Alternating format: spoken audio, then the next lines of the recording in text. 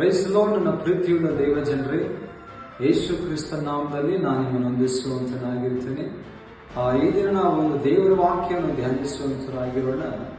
ನಾವು ಸತ್ಯವೇದವನ್ನು ಧ್ಯಾನ ಮಾಡುವಾಗ ಮುಖ್ಯವಾಗಿ ಸತ್ಯವೇದದಲ್ಲಿ ನಮ್ಮನ್ನು ಬಹಳ ಆಕರ್ಷಣೆ ಮಾಡಿದಂತ ಒಂದು ವಾಕ್ಯ ಕೀರ್ತನೆಗಳು 27ನೇ ಅಧ್ಯಾಯ 1ನೇ ವಚನ ಹೇಳಲ್ಪಡುತ್ತದೆ. ಯೆಹೋವನು ನನಗೆ ಬೆಳಕು ರಕ್ಷಕನು ಆಗಿದ್ದಾನೆ, ನಾನು ಯಾರಿಗೆ ಭಯಪಟ್ಟೆನು? ಯೆಹೋವನು ನನ್ನ ಪ್ರಾಣದ ಆಧಾರವು, ನಾನು ಯಾರಿಗೆ ಹೆದರುವೆನು ಎಂಬುದಾಗಿ.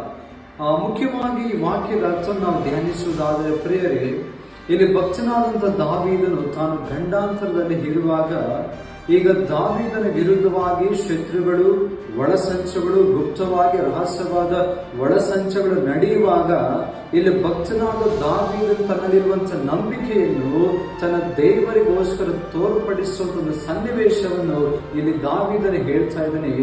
ಯೆಹೋವ ನನಗೆ ಬೆಳಕು ರಕ್ಷಕನು ಆಗಿದ್ದಾನೆ, ನಾನು ಯಾರಿಗೆ ಭಯಪಟ್ಟೆನೋ ಎಂಬುದಾಗಿ.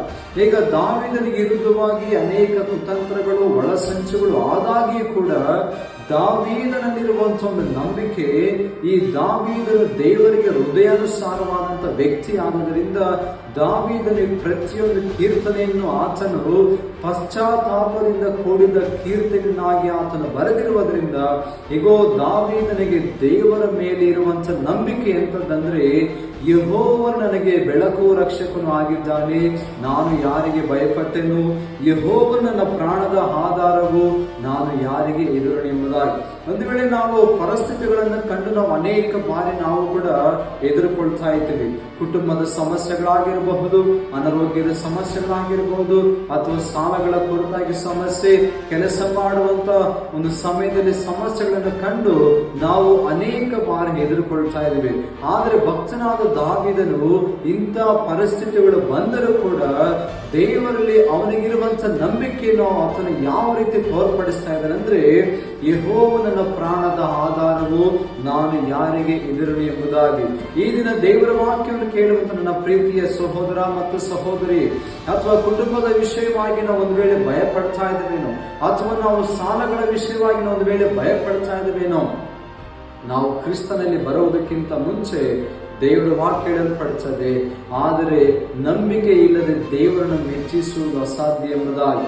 ನಾವು ಗಂಟೆಗಳು ನಾವು ಪ್ರಾರ್ಥನೆ ಮಾಡಿ, ಸತ್ಯವೇದ ಓದಿ, ನಾವು ದೇವರಿಗೆ ಕೃತಜ್ಞತಾ ಸ್ತುತಿಗಳನ್ನು ಸಲ್ಲಿಸಿ ನಮ್ಮಲ್ಲಿ ನಂಬಿಕೆ ಇಲ್ಲದೆ ಹೋದ್ರೆ ಅದೆಲ್ಲ ನಾವು ಅನೇಕ ಬಾರಿ ಹೇಳ್ತೀವೋ, ನಾನು ಪ್ರಾರ್ಥನೆ ಮಾಡ್ತೀನಿ, ವಾಕ್ಯ ಓದ್ತೀನಿ ಎಂಬುದಾದರೆ ಅದು ಕ್ರಿಯೆ ರೂಪದಲ್ಲಿ ಬರದೆ ಹೋದ್ರೆ ನಮ್ಮ ನಂಬಿಕೆ ಸತ್ತದ್ದು ಎಂಬುದಾಗಿ. ಈ ದಿನ ವಾಕ್ಯವನ್ನು ಕೇಳುವಂತ ನಮ್ಮನ್ನ ಒಂದು ಸಾರಿ ಪ್ರಶ್ನೆ ಮಾಡಿಕೊಳ್ಳೋಣ. ನಮ್ಮಲ್ಲಿರುವಂತ ನಂಬಿಕೆ ಎಂಥದ್ದು? ನಮಗೆ ಎಲ್ಲವೂ ಸಹ ಸರಿಯಾಗಿದ್ದರೆ, ಎಲ್ಲ ಅನುಕೂಲತೆಗಳು ನಮಗೆ ಒದಗಿ ಬಂದ್ರೆ ಆ ಸಮಯದಲ್ಲಿ ನಾವು ದೇವರನ್ನು ಕೊಂಡಾಡುವುದು ಸರ್ವಸಾಮಾನ್ಯ. ಆದರೆ ಪರಿಸ್ಥಿತಿಗಳು ಬಂದಾಗ, ಶೋಧನೆಗಳು ಬಂದಾಗ, ಕುಟುಂಬದಲ್ಲಿ ಪರಿಸ್ಥಿತಿಗಳು, ಈ ತರ ಎಲ್ಲವೂ ಕೂಡ ನಮ್ಮ ಮಧ್ಯದಲ್ಲಿ ಕೂಡಿ ಬರುವಾಗ ನಾವು ದೇವರ ಬಳಿ ನಂಬಿಕೆ ಇಟ್ಟು ಪ್ರಾರ್ಥಿಸುವುದೇ ಅದು ನಿಜವಾದಂತ ಪ್ರಾರ್ಥನೆ. ಅದಕ್ಕೆ ಇಲ್ಲಿ ಭಕ್ತನಾದ ದಾವೀದನು ಹೇಳಿದ್ದಾನೆ, ಯೆಹೋವ ನನಗೆ ಬೆಳಕು ರಕ್ಷಕನು ಆಗಿದ್ದಾನೆ, ನಾನು ಯಾರಿಗೆ ಭಯಪಟ್ಟೆನೆಂಬುದಾಗಿ. ಈ ದಿನ ವಾಕ್ಯವನ್ನು ಕೇಳುವಂತ ನೀವು ಕೂಡ ನಾವು ಯಾರಿಗೂ ಸಹ ಭಯಪಡುವ ಅವಶ್ಯಕತೆ ಇಲ್ಲ. ಕಾರಣ ಯೆಹೋವ ನಮ್ಮ ಸಂಗಡ ಇರುವುದರಿಂದ, ಆ ಯೆಹೋವ ನಿಮ್ಮ ಸಂಗಡ ಇದ್ದಾನೆಂಬುದಾಗಿ ಯಾವ ರೀತಿ ತೋರ್ಪಡಿಸಿದ್ರೆ ಅದು ನಮ್ಮ ನಂಬಿಕೆ ಮೂಲಕ.